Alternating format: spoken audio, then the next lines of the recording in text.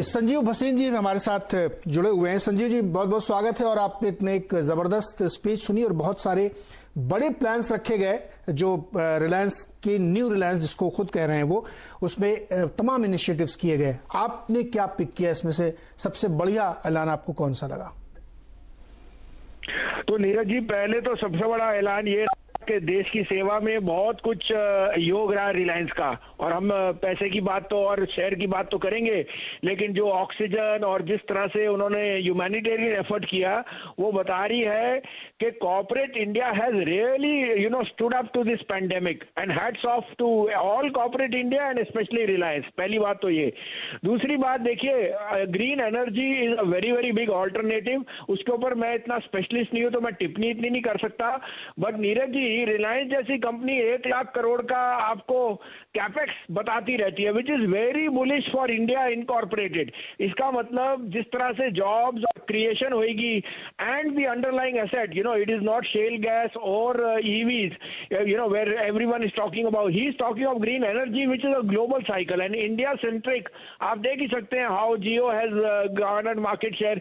So very very optimistic on the longer term. May be the market didn't appreciate another capex in the short run, but some of parts में आज तो बहुत ही momentous day है कि such a big company has come and clarified on their efforts in the humanitarian effort and they have given you a 1 lakh crore road map in the next 5 years. Extremely positive.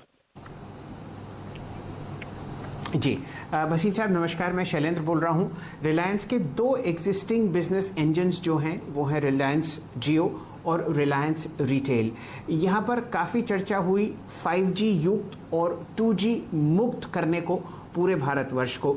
यहाँ पर आप क्या growth देखते हैं? अंबानी साहब ने ये कहा कि 630 crore gigabyte per month data consumption उनको होता हुआ देखा पिछले 18 महीनों में, जो लगभग 45% ग्रोथ है उस समय पहले से।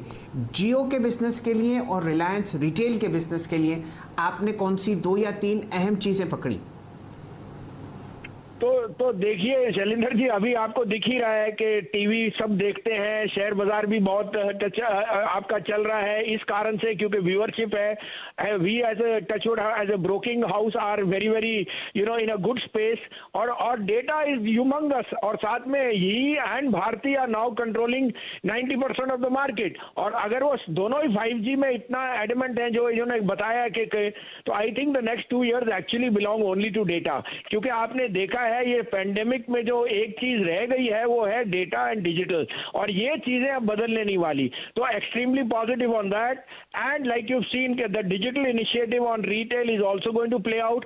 आज आप पैन इंडिया कहीं भी मॉल चले जाओ, कहीं भी चले जाओ, तो Reliance retail stands out there.